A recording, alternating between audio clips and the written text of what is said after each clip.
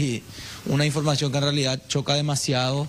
A veces es difícil encarar este tipo de temas teniendo en cuenta lo grave en cuanto a los detalles, leyendo el informe médico de especialistas que tuvieron esta conversación con el chico, y realmente es algo muy indignante teniendo en cuenta también la medida que termina recibiendo el principal sospechoso, que es lastimosamente el propio padre del menor. Esto fue descubierto hace aproximadamente un mes atrás, pero ya estamos aquí en compañía de la abogada de la familia materna de este menor. Hablamos de la doctora Vilfia Aria para tener detalles de esto. Bueno, doctora, terrible en todo sentido.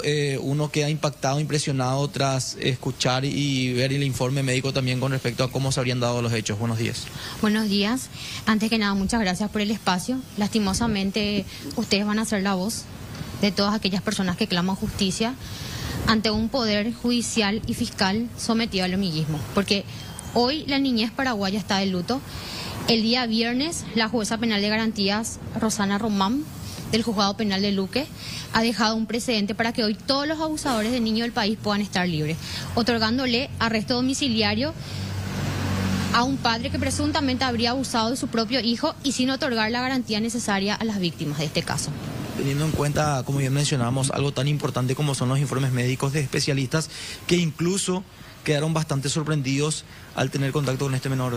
Asimismo, tenemos el informe de la psicóloga privada que primero evaluó al niño antes de realizar la denuncia. Tenemos el propio informe de la psicóloga del Ministerio Público.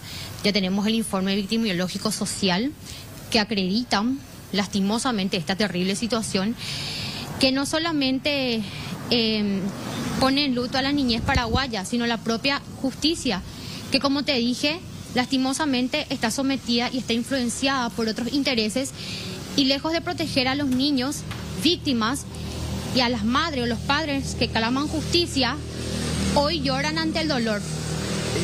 Este señor habría también sido beneficiado teniendo en cuenta que tiene a una hermana dentro del Ministerio Público. Él incluso no llegó a estar dentro de una penitenciaría, sino más bien recluido por algunos días en la agrupación especializada. Asimismo, la hermana de este presunto abusador es fiscal, con muchísimo poder, con mucha influencia, y lastimosamente este abusador desde el principio fue beneficiado, no fue lastimosamente a una penitenciaría normal, sino que la hermana utilizó su influencia como fiscal. Eso está todo dentro del acta, donde justamente ella, como fiscal, solicita que él guarde reclusión en la agrupación especializada, y le tuvieron al abusador en un hotel.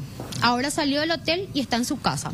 Y que no les extraña a ustedes que mañana yo esté imputada por ser la abogada del niño que clama justicia, y que el abusador y toda la parentela esté en la comodidad de su casa. Incluso también la fiscal que había tomado el caso en principio y que había imputado a este hombre fue recusada por los abogados de la defensa. Asimismo, la fiscal Andrea Ríos, agente fiscal de la ciudad de Villa Elisa, es la fiscal originaria. Ella tuvo la valentía de imputar a este hombre. Pero bueno, lastimosamente, mediante recusaciones y chicanas, la defensa técnica consiguió una fiscal a su medida. Esa es la realidad. El día viernes, la agente fiscal brilló por su ausencia en la audiencia de revisión de medidas, y no solo bastó con eso, sino que ni siquiera apeló la resolución de arresto domiciliaria, y bueno, y con este silencio, no sé qué más te puedo explicar, el silencio cómplice de una justicia que está totalmente sometida al homillismo. El abuso en sí se habría dado de forma sistemática contra el menor al momento en que él también quedaba a cargo del padre. Quiero aclarar que, según la propia manifestación del niño, probablemente habría sido de manera reiterada. La madre y el padre se separaron en el mes de agosto. La madre jamás se imaginó que el padre podría cometer este tipo de hechos. Ella llegó a un acuerdo con el padre, en donde tenían un relacionamiento amplio. Él retiraba los fines de semana al niño, inclusive también entre semanas. La mamá no tenía ningún tipo de problemas, hasta que después fue la propia niñera la que denunció estos hechos, manifestando a la madre, porque el propio niño, ya ante el temor de que el padre le retire, tuvo que manifestar esta situación a la niñera y luego a la propia mamá. Mostrando algunos signos que llamaban mucho la atención a la niñera. Y a la niñera le llamaba mucho la atención las conductas del niño. Después el niño, lo que pasa es que el niño tiene también un problema de lenguaje, entonces mediante expresiones manifestó a la niñera, corroboró eso también la mamá con la familia y bueno, tuvieron que acudir a una psicóloga privada para poder corroborar estos hechos. Gracias, doctora. Tremendo el relato aquí también de la abogada de la familia materna de este chico, Patricia, como bien mencionamos, es un caso bastante grave y lo que llama mucho la atención, la medida que termina recibiendo este presunto abusador, teniendo en cuenta los detalles técnicos en cuanto al informe de médicos especialistas con relación a lo que pudo haber ocurrido con el chico. Ya. ¿Hasta dónde se puede saber lo que dice el informe médico, Fran? Te pregunto hasta dónde porque, bueno, es una situación muy delicada. Según se lee, se ve, todo lleva a suponer de que efectivamente hubo un abuso.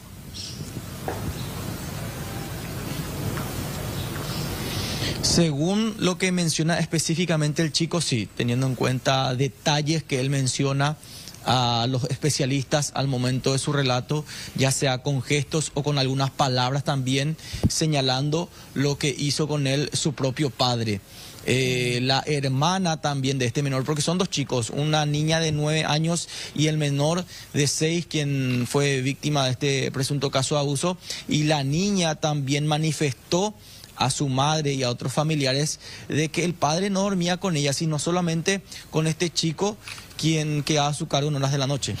Fran, es verdad que, no sé si la abogada está todavía ahí, es verdad que la niñera, la que termina denunciando el caso, es la misma mujer que en su momento crió también al padre del supuesto abusado, del hoy supuesto victimario.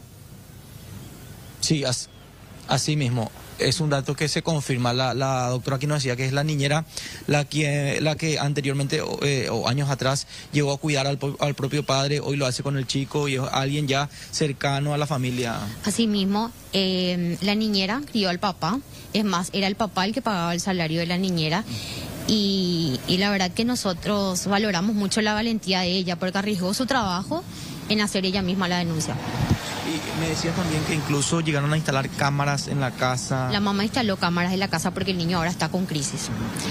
Y lastimosamente te estaba diciendo de que la mamá, aparte de tener que lidiar con el dolor del hecho realizado al hijo, tiene que lidiar todos los días con la crisis del niño, con los daños irreversibles y aparte de todo eso, soportar una justicia sometida al homicidio, vuelvo a reiterar.